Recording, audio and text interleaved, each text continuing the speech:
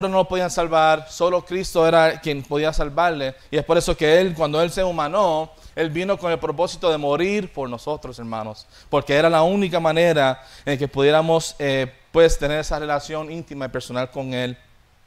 Y a esta altura del libro de Juan, Él nos cuenta de todos los milagros que Él estaba haciendo, como la sanidad del paralítico en Bethsaida en el capítulo 5, y en la provisión de comida a los 5,000 en el primero versículo del capítulo nuestro, del capítulo 6, del versículo 1 al 15. Y después de eso, Cristo caminó encima del agua hacia los discípulos, quien se encontraba en una tormenta en medio del mar de Galilea, para tranquilizarlos, y el día siguiente se fue a Capernaum, donde nos encontramos hoy. Que Él se fue a Capernaum y vio que la gente lo estaban buscando, tristemente no para buscarle Él, sino porque habían comido anteriormente y querían más de esa comida. Y es lo que veremos del versículo 22, lo que acabamos de leer, del versículo 22 al 40, la gente en búsqueda de Cristo. Solo leer unos versículos para más contexto. El día siguiente, la gente que estaba al otro lado del mar vio que no había habido allí más que una sola barca y que Jesús no había entrado en ella con sus discípulos, sino que estos se habían ido solos. Pero otras barcas habían arribado de Tiberias junto al lugar donde habían comido el pan después de haber dado gracias al Señor. Cuando vio pues la gente que Jesús no estaba allí ni sus discípulos, entraron en las barcas y fueron a Capernaum buscando a Jesús. Y hallándole al otro lado del mar, le dijeron: Rabí, ¿cuándo llegaste acá? Respondió Jesús y les dijo: de cierto os digo que me buscáis no porque habéis visto las señales, sino porque comisteis el pan y os saciasteis. Y veremos que ya Cristo desde una vez ya sabía las intenciones de ellos y tristemente no eran las correctas. Pero sabe que, hermanos, aún así que nosotros... Hay veces que nosotros puede que nosotros vengamos a la iglesia con motivos errados o por obligación, presión de grupo, o por que querida tal hermano o hermana. Y eso, no por eso deberíamos dejar de ir a la iglesia, hermanos. Igualmente, cuando invitamos gente a la iglesia para actividades especiales, donde va a haber comida, donde va a haber, se va a pasar muy bien, ahí es cuando más gente viene a visitar. ¿Y sabe qué? Está bien, déjenlo que vengan. Porque aún con sus motivos errados, Dios puede utilizar esa oportunidad para hablarles y cambiarles su vida. Cuando pensamos en Nicodemo, él se acercó a Jesús porque él quería cuestionarle, él quería ver si Jesús era lo que decía que era el de él. Y al fin y al cabo, él sí se convirtió, lo sabemos, ¿no? Que cuando Cristo murió, él fue quien lo embalsamó. Y eso demuestra de que no importa con qué motivo venimos al Señor, lo importante, mire, invitamos gente a la iglesia, llevemos la palabra, y aun si ellos vienen con motivos errados, Dios puede tocar su corazón para bien, aun con esos motivos errados. Y vemos hasta el versículo 1 en el cual nos encontramos. Bueno, vamos a seguir leyendo ahora, del versículo 26 al 31, dice: respondió Jesús y les dijo: de cierto os digo, que no me buscáis no porque habéis visto las señales, sino porque comisteis el pan y os saciasteis. Trabajad no por la comida que perece, sino por la comida que a vida eterna permanece, la cual el Hijo del Hombre os dará, porque a este señaló Dios el Padre. Entonces le dijeron: ¿qué debemos hacer para poner en práctica las obras de Dios? Respondió Jesús y les dijo: esta es la obra de Dios, que creáis en el que Él ha enviado. Le dijeron entonces: ¿qué señal pues haces tú para que veamos y te creamos? ¿Qué obra haces? Nuestros padres comieron el maná en el desierto, como está escrito: pan del cielo les dio a comer. Y aquí vemos que cuando Cristo menciona comida, obviamente da a entender que hay dos tipos de comida de lo cual sabemos, ¿no? Está la comida física, la que tenemos que comer para mantener este cuerpo vivo. Igualmente está la comida espiritual. Y obviamente cuando Cristo empieza a hablar de comida, Él se está refiriendo a la espiritual, porque obviamente pues ya les dio de comer comida física y esa solo dura unas horas y después tenemos que comer de nuevo. Pero cuando uno gusta y come de Cristo y del pan de vida, ¿sabe qué, hermano? Él nos quita el hambre. Él nos puede saciar. Él nos va a dar lo que necesitamos para continuar hacia adelante. Lo que la comida física jamás podrá hacer, Cristo lo puede hacer en Él. Pero es importante que decidamos comer de Él, ¿no? Y que entendamos la importancia de comer de Él y buscar de Él diariamente para que Él nos satisfaga. Lo que la gente más necesita es vida, no comida que la sostiene, pero Cristo, Él da vida eterna. Y luego vemos que Él les dijo en el versículo 27 que menciona la palabra trabajad. Y ellos, lamentablemente, la gente tomó fuera de contexto lo que estaba diciendo con eso. Ellos pensaban que quizás está diciendo que tenían que hacer obras para obtener su salvación y agradar a Dios. Pero no entendían y pasaron por alto que Él es el que concede y Él es el que solo se da la salvación por fe en Cristo. Que Él es el pan de vida y Él es la salvación que podemos obtener. No es la obra que nosotros podamos hacer. Vemos que el versículo 29 hace claro, esta es la obra de Dios. ¿Qué es la obra que tenemos que hacer para agradar a Dios? Que creáis en el que Él ha enviado.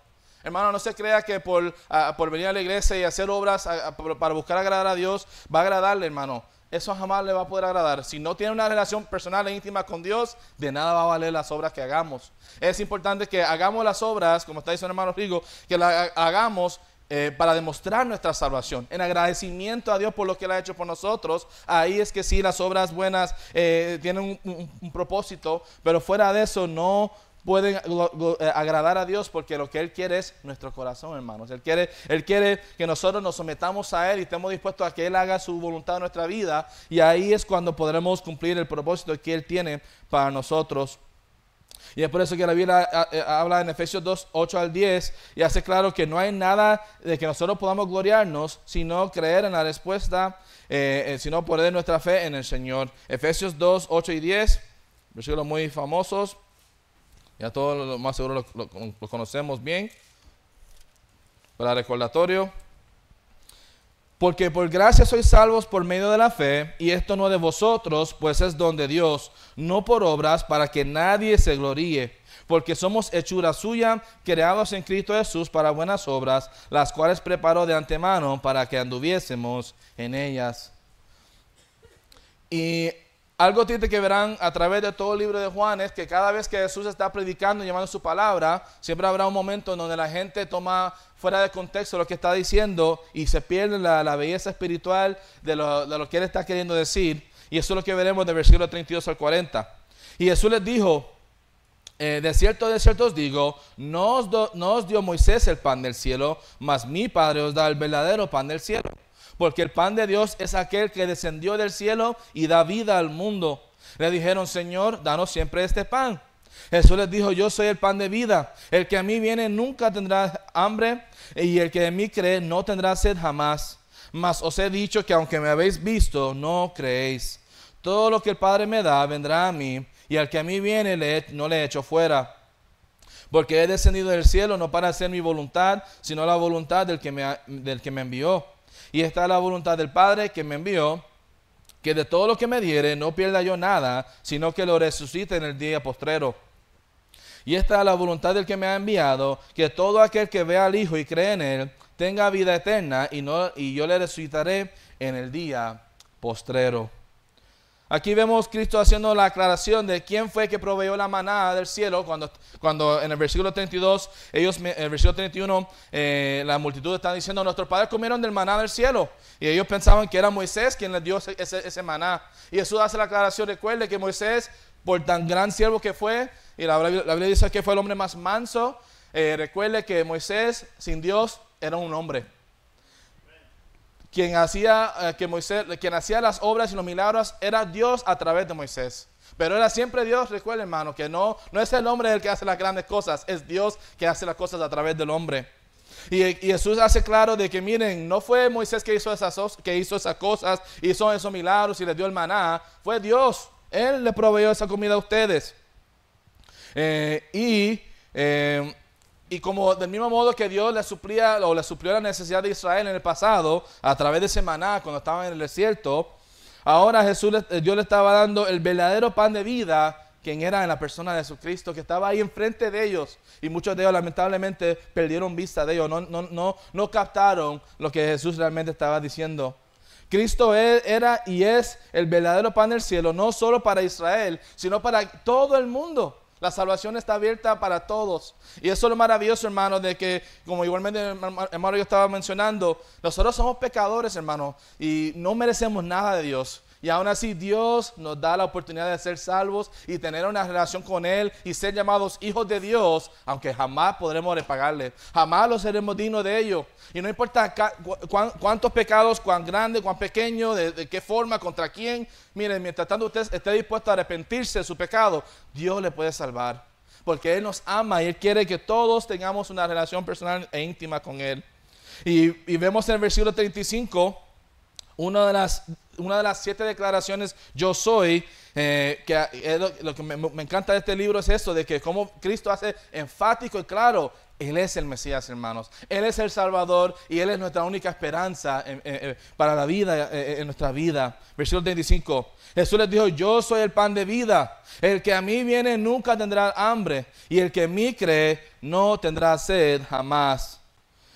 Dios se reveló a Moisés por el nombre Yo Soy, en Éxodo 3, que ya el pastor ha tocado hace unos meses atrás ya. Y Dios es el que existe por sí mismo, el que es y el que era y el que ha de venir, como nos dice en Apocalipsis 1:8. Cuando Cristo declaró Yo Soy, no había duda de que Él estaba clamando y estaba haciendo claro que Él era Dios y es Dios. Por eso cuando usted escucha a la gente diciendo, no, que Jesús era muy buena gente, era amable, todo el mundo lo amaba y era muy querido, muy buena gente y todo, pero que no era Dios, pues no, o sea, no es el Jesús de la Biblia. Si usted quiere inventarse un Jesús que era, no, como dicen, que uno crea un Jesús hecho de su imagen y su imaginación, pero uno puede pensar lo que le da la gana, pero no me digas que ese es el Jesús bíblico. Que quizás sea un Jesús latinoamericano o de otro país o algo así, pero no es Jesús bíblico. Porque Jesús hacía claro, Él es y siempre ha sido Dios.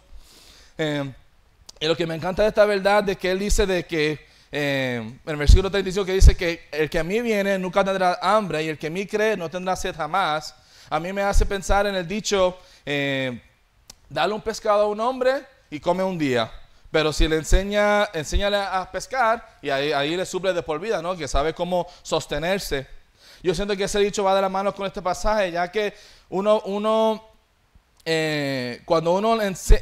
aprende de dónde podemos obtener la comida, pues mucho más fácil se hace pues para darnos abasto. Y es por eso que si usted no lee la palabra de Dios en su casa, si usted no pasa tiempo con el Señor fuera de la iglesia, cuando usted viene a la iglesia ya está muriéndose de hambre, está hambriendo, porque no ha comido, no está comiendo, no está gustando de la comida. Y es por eso que Jesús siempre enfatiza la importancia de pasar tiempo en la palabra de Dios, porque es ella la que nos nutre a nosotros, es ella la que nos va a hacer crecer, es ella la que nos va a dar la sabiduría para tomar sabias decisiones y para brillar para el Señor y para cumplir con el propósito que Él tiene con nosotros. Pero hay que pasar cada uno de nosotros diariamente tiempo en su palabra, para alimentarnos a nosotros mismos. Y que cuando vengamos a la iglesia a escuchar una prédica es solo para reforzar lo que ya estamos leyendo en la palabra de Dios y que sigamos cambiando y moldeándonos a la imagen de nuestro Señor. Cristo le estaba predicando sobre cómo Dios pudiera suplir tanto su comida física como espiritual si solo pusieran su fe en Él, ya que aquellos que hemos creído podemos dar testimonio de cómo Dios cuida de nosotros y nos suple. Como vemos, si fuésemos a ir a Mateo 6, cómo habla de cómo Dios, si Dios puede mantener al campo, a los animales, a las bestias del campo, ¿cómo no nos va a cuidar y nos mantener a nosotros, hermanos? Que somos hechos a su imagen, hermanos. Es por eso que si realmente queremos ver que Dios siga supliendo nuestras necesidades y cuidando de nosotros y bendiciéndonos, hermanos, hay que creer en Él. Hay que basarnos en Él, hay que crecer en fe, en carácter, hay que dedicarnos a Él, hay que pasar tiempo en su palabra, hay que pasar tiempo en oración para que Él nos supla. Y cuando veamos que Él nos suple, estaremos aún más maravillados de que Dios nos escucha a nosotros, hermano. Un vil pecador, pecadores que no merecemos nada de Él, pero Él nos ama tanto y Él hace eso posible a través de una relación personal e íntima con Él. Pero es por eso importante que todos los días comamos y buscamos comer para suplir nuestras necesidades que tenemos espirituales. Y es por eso que los actos de ir a Él y creer en Él demuestran arrepentimiento y confianza que ya habremos tenido que dejar el camino en que andábamos y reconocer lo que Cristo ofrece es mejor. Es por eso que en orden para realmente llegar a la salvación, hermanos, tiene que haber un momento de arrepentimiento. Tiene que haber un momento donde reconocemos, somos pecadores, estamos perdidos en nuestros delitos y pecados, no hay obra que valga que nos pueda salvar y solo Cristo es nuestra única esperanza. Porque sin tomar ese paso, pudiéramos ser como los hindús, que ellos creen en millones de dioses que hay. Gracias, hermano. Ellos creen en millones de dioses. Por eso, si usted fuese a predicarle a un hindú, le tuviera que decir, mire, no es añadir a Jesús a su lista de dioses, es adorar solo a Jesús y dejar a los demás. Porque añadir a Jesús a su vida de nada va a valer, hermano. Que es lo que vemos hoy día, ¿no? Que, no, yo amo a Cristo, pero yo puedo vivir de esta manera, yo puedo hacer esto. No, hermano, la vida en Cristo no se trata de todas las libertades que tenemos, sino de los que estamos dispuestos a sacrificar por amor a Él. Por lo mucho que Él ha hecho por nosotros, ¿cómo no devolverle una vida sacrificada a Él por lo bueno que Él ha sido para con nosotros? Que debería ser nuestra mentalidad, que lamentablemente lo que vemos hoy día es lo opuesto, pero nos demuestra pues, la carnalidad y lamentablemente que no es el Cristo de la Biblia que están predicando. Si el Cristo que predican no conlleva a uno a un cambio de vida, no es el Cristo de la Biblia. Porque Cristo no nos quiere salvar solo para decir, son mis hijos y vivan la vida loca. No, Él nos salva para santificarnos, para que nosotros podamos alcanzar a otras personas y ellos igualmente sean salvos pues de la condenación que nos va a tocar si no nos arrepentimos. Y habiendo visto ahora cómo la gente estaba en búsqueda de Cristo por los motivos errados, y cómo Cristo se declaró el pan de vida, ahora analizaremos cómo murmuraron contra Él, de versículo 41 al 51. Murmuraban entonces de Él los judíos porque había dicho, yo soy el pan que descendió del cielo. Y descendían, ¿no es este Jesús, el hijo de José, cuyo padre y madre nosotros conocemos? ¿Cómo pues dice del cielo he descendido? Jesús respondió y les dijo, no murmuréis entre vosotros. Ninguno puede venir a mí si el Padre que me envió no le trajere, y yo le resucitaré en el día postrero.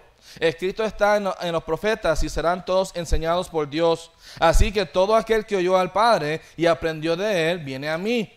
No que alguno haya visto al Padre, sino aquel que vino de Dios, éste ha visto al Padre. De cierto os digo, el que cree en mí tiene vida eterna. Yo soy el pan de vida, lo reitera. Vuestros padres comieron el maná en el desierto y murieron. Este es el pan que descendió del cielo para que el que de él come no muera.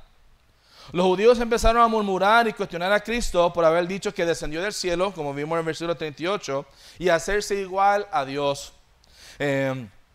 Ellos seguían sin entender que José era su padre legal, pero no era su padre natural. Cristo había nacido de una virgen, como se había profetizado en Isaías 7:14, que habría de pasar, y Cristo era Él. Él fue nacido de solo una mujer. Lo que nadie puede hacer porque solo se requiere padre y madre para que, ¿verdad?, se pueda fecundar y nacer un bebé. Cristo sí era el cumplimiento de esa profecía, hermanos. Él había nacido de una virgen. José era solo su padre legal, no su padre real o de naturaleza. Y es por eso que cuando él estaba diciendo, que él no estaba mintiendo, mira, yo soy del cielo, yo nací de una virgen, yo soy a quien ustedes estaban esperando. Pero lamentablemente los líderes judíos lo identificaban a él con Nazaret en Galilea, no Belén en Judea, y pasaron por alto que José nuevamente no fue su padre natural. Si realmente hubiesen investigado el asunto, si hubiesen investigado a fondo que realmente si Jesús nació de una padre y una madre o no, y obviamente hubiesen ido a los textos donde Isaías 7:14 dice que habría de nacer de una virgen, ya hubiesen entendido, mira, este sí es. No hay, o sea, nuevamente, que alguien nazca de una virgen no es algo que pasa a diario. Por eso si usted fuese a escuchar algo así, mire, si esa persona dice ser Dios, bueno, está difícil contrarrestárselo, porque eso no es normal, hermanos. Pero nuevamente vemos que los líderes judíos no les interesaba realmente la verdad, sino que ellos querían mantener su autoridad y no querían ceder a Jesús, aunque Él era quien ellos estaban buscando. Y a estas alturas en la predicación o conversación, llegaron a la sinagoga para seguir cuestionándolo de dónde Él venía. Y 5 veces en este pasaje vemos que Jesús le habrá dicho que Él descendió del cielo, que es de Dios. Pero ellos no se lo aceptaron. Jesús luego añadió a lo que ya había explicado sobre cómo acercarse más a Dios por medio de la palabra de Dios. Versículos 44 y 45. Ninguno puede venir a mí si el Padre que me envió no le trajere. y yo le resucitaré en el día postrero. Escrito está en los profetas, y serán todos enseñados por Dios, así que todo aquel que oyó al Padre y aprendió de él, viene a mí. El Padre atrae al pecador con su palabra, que esta es una citación de Isaías 54:13, o pudiera ser también de Jeremías 31:33 al 34, para demostrar su punto. Y todos serán enseñados por Dios. Es por medio de la enseñanza, la predicación de la palabra de Dios, que Dios atrae gente al Salvador. Es por eso que nosotros en nuestra iglesia tenemos varios cultos de evangelismo, o oportunidades para ir a evangelizar. ¿Por qué? Porque nosotros tenemos que llevar la palabra al mundo para que ellos sepan, miren, hay esperanza en Cristo. En este mundo no va a encontrar nada bueno, no va a encontrar consolación. Solo hay problemas, tristeza, dolores, tragedias, o sea, todo lo peor del mundo, lo que vemos fuera de estas puertas, de estas paredes. Y es por eso que, muerto en nuestro delito y pecado, no podemos hacer nada y no podemos agradar a Dios y no hay esperanza. Pero nosotros sí sabemos quién nos da esperanza, y es Cristo. Y es por eso que nosotros salimos a predicar en las calles, para que la gente sepa, mire, no tiene que morirse en su delito y pecado, no tiene que tratar de sobrellevar la lucha de la vida, los problemas, las dificultades de la vida solo. Cristo quiere acompañarle en ello, pero tiene que primero tomar ese paso de aceptarle. Y es igualmente como siempre decimos, ¿no? Que invitemos a la iglesia, a gente de la iglesia, para que escuchen del evangelio, para que escuchen de este mensaje que les puede cambiar la vida. ¿Sabes qué? Aún si le diéramos millones de dólares a todo el mundo, eso no resolvería los problemas, porque los problemas que tenemos no son de carne y hueso, son espirituales, hermano. El pecado siempre va a abundar, aun si todo el mundo tuviera cada una de sus necesidades materiales suplidas, aún así el pecado reinaría, hermanos. Solo Cristo es nuestra única esperanza, y es por eso que nosotros tenemos que seguir llevando la palabra para que otros tengan la esperanza que nosotros tenemos, hermanos. No guardarla para nosotros, sino compartirla con otros. Y es por eso lo hermoso de que Dios nos utiliza a nosotros. Si nosotros somos fieles en salir y evangelizar y invitamos gente a la iglesia y ellos escuchan la palabra, estamos cumpliendo con nuestro propósito, hermanos, llevando a la gente a Jesús, quien puede cambiar sus vidas y darle la esperanza que nada ni nadie más lo puede dar aquí en la tierra. Y lo interesante es que ya en esencia Cristo ya había predicado este mensaje en el capítulo anterior, y la gente quería ver algo de él, pero tenía necesidad de que aprendieran algo de él, no de que siguieran viendo las obras y los milagros. Que es por la palabra que vemos a Dios y obtenemos fe para ir a Cristo y confiar en Él.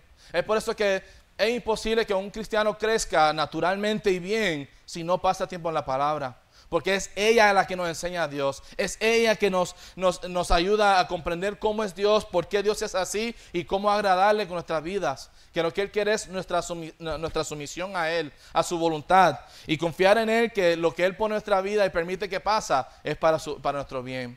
Y es por ese proceso que a través de los años de uno ir a la iglesia fielmente, estar pasando tiempo en la palabra, orando, sirviendo al Señor, mire, que nuestra fe se concreta, hermano. ¿Por qué? Porque hemos visto a Dios obrar nuestra vida de tanta forma y manera que luego lo vemos que es normal.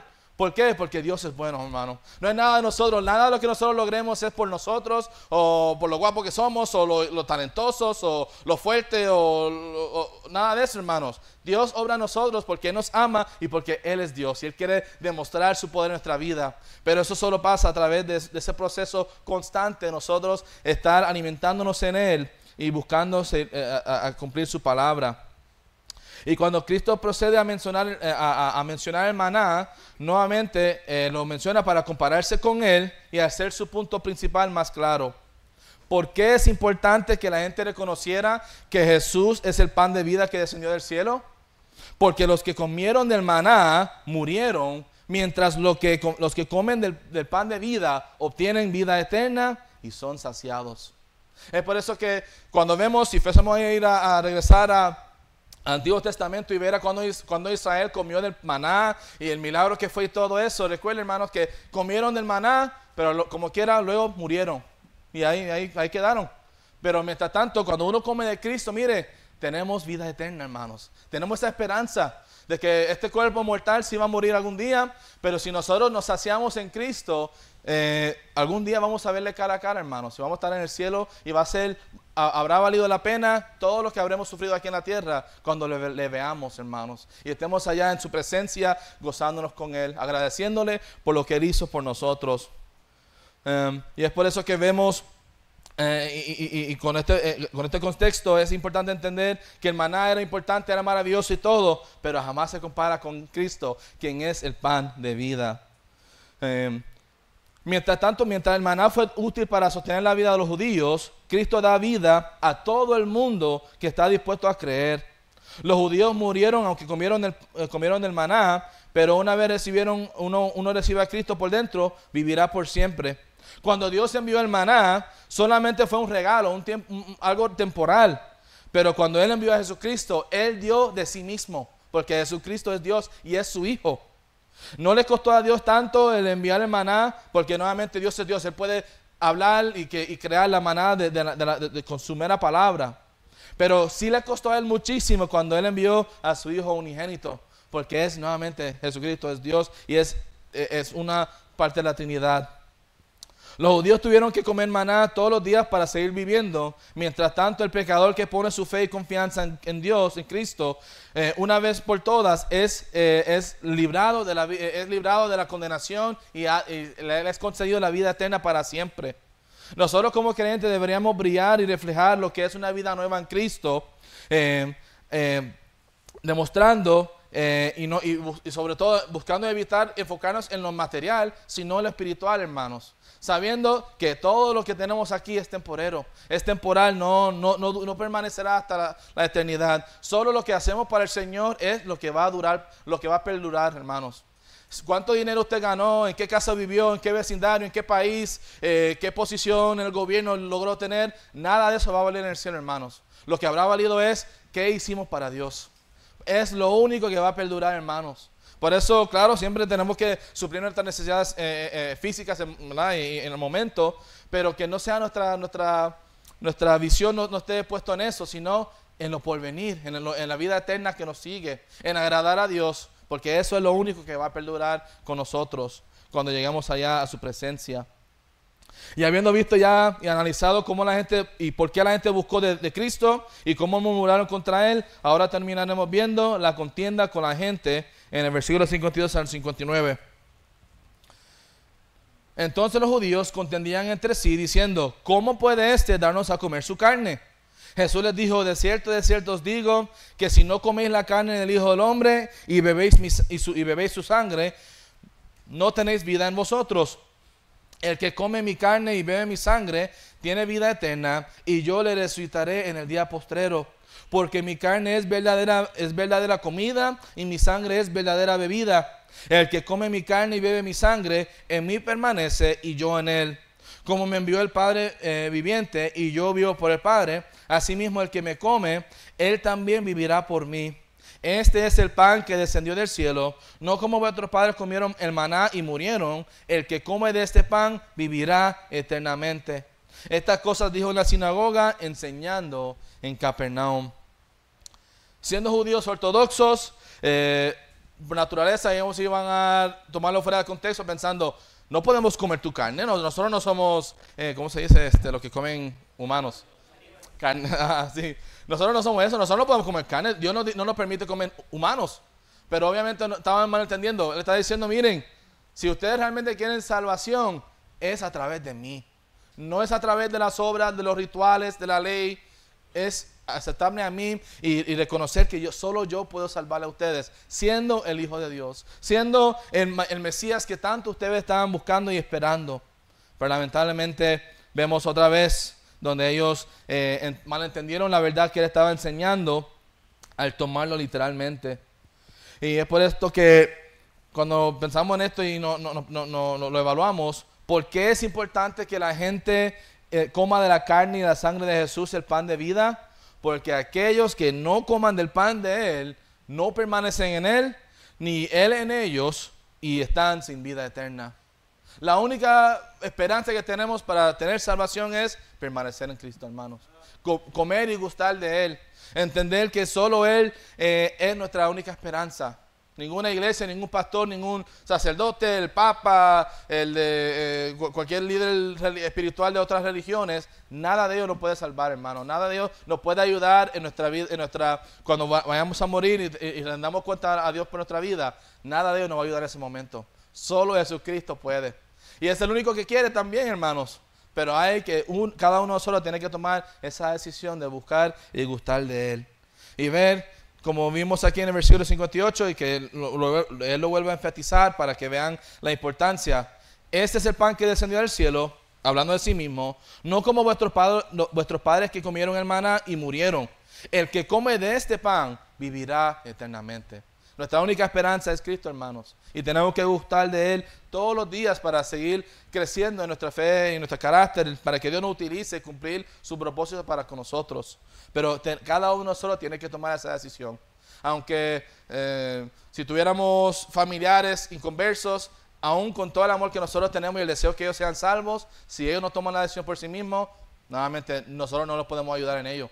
Entre ellos y Dios, cada uno solo va a tener que tomar esa decisión si hemos de gustar de Dios diariamente o no, o si nos enfocaremos solo en lo carnal, en lo temporal, y así no cumplir con el propósito de Dios.